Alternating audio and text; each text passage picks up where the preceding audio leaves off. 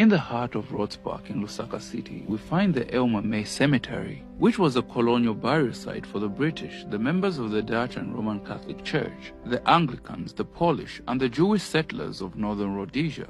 The cemetery was named after Dr. Elmer May, who was the first chief medical officer in northern Rhodesia. He came to the British colonial territory in 1908 and assumed the responsibility for the medical works of both northwestern and northeastern Rhodesia, the two territories that were amalgamated to form northern Rhodesia. Dr. May was responsible for setting up a hospital in Lusaka, and this cemetery was opened in 1922. And one of northern Rhodesia's governors, Sir John Alexander Mabin, is buried at these very burial grounds, who served as governor from 1938 to 1941, the year of his death. And here lies his grave.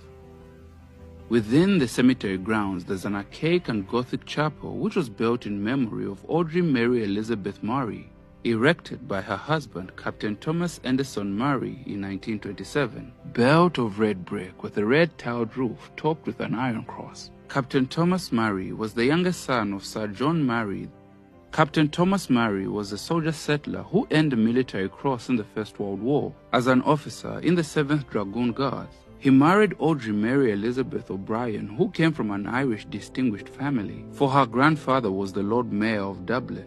The two got married on the 25th of June 1925, and that very year the couple moved to the town of Colonial in northern Rhodesia. Captain Murray and two of his partners established the country's first mail-order trading company. But in less than 3 months after their arrival in Colonial, his wife Audrey suffered a burst appendix, and without access to any emergency medical facility, Audrey Mary Elizabeth Murray died on the 25th of September 1925. Captain Murray arranged for his wife to be buried at the Elmer May Cemetery in Lusaka, and this chapel was built in 1927 by the Roman Catholic Church on behalf of their husband, who paid the Catholic Church an amount of 700 British pounds for the construction of the chapel, so that his wife's resting place would be inside this Gothic structure.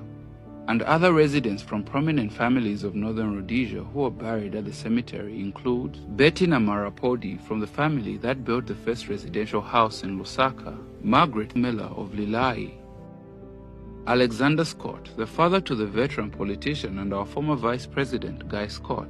Alexander Scott was a medical doctor who conducted a large African clinic on his farm. He was also a lawyer, an editor, and politician who entered the first Federal Assembly of Central African Federation of Rhodesia and Nyasaland as an independent member for Lusaka. He advocated for adequate housing to be provided for the African class in northern Rhodesia. He started a scheme on his own estate near Lusaka so that Africans could eventually buy their own homes. Unfortunately, this scheme was blocked politically for years. He campaigned for what he believed was good for all races and helped in the fight for independence. He founded the Central African Post, and in the year of his death, he founded the African Mail, another Lusaka newspaper company. In 1960, the company which was later bought by the Zambian government after independence, and became the Zambian Mail, and will go on to be called the Zambia Daily Mail, and here lies his resting place.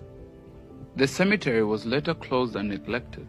But in 1999, the Elmer May Cemetery Restoration Trust took over the management of the gravesite and raised money from donations to embark on the project of restoration and rebuilt the chapel that was in a deplorable state. And by the December of 2001, the chapel was completely restored and rededicated by the members of the major religions represented in the cemetery, from the Dutch Reformed Church, the Catholics, the Anglican, the Afrikaner community, the Greek Orthodox, the Hindu, the Muslims, and the Jewish community of the people who are buried in the cemetery. Within the grounds, there is a memorial wall for ashes. The gravesite is closed for burials, but it is said that there are some family plots that are still open. Today, the Elmer May Cemetery is a National Heritage Site and is said to be part of the country's history. But we can't escape the topic every time we talk about the colonial times, the conversation which is centered on the treatment of the African, where they were allowed to be buried after they die, like in this situation. Was it based on the racial class, wealth,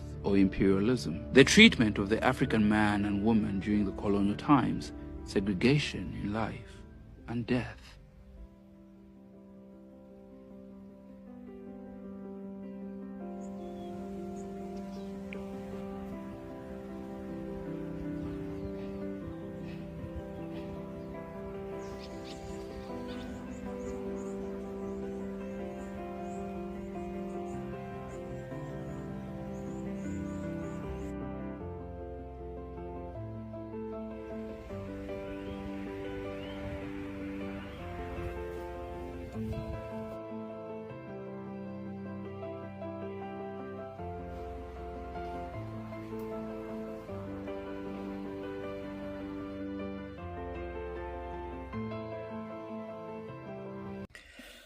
Good afternoon. So that video was shot in Lusaka. I'm a history buff. I love history a lot, and it's beautiful to see with all the technology that we're having today, people are able to share this kind of content. Beautiful stuff. I hope you enjoyed it, and please, I'm a new person on YouTube. Don't forget to subscribe and like. Have a lovely day.